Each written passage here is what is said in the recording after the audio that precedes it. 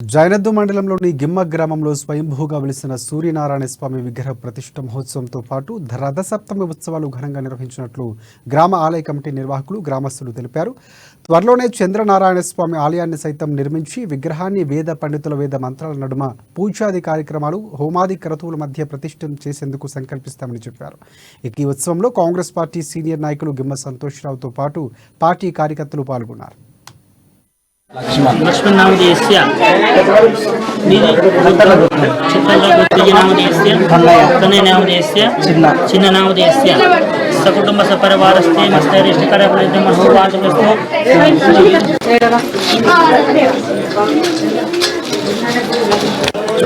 ఈరోజు రథసప్తమి సందర్భంగా మా గిమ్మ గ్రామంలో సూర్యనారాయణ స్వామి ఉత్సవాలు నిర్వహించబడుతున్నాయి.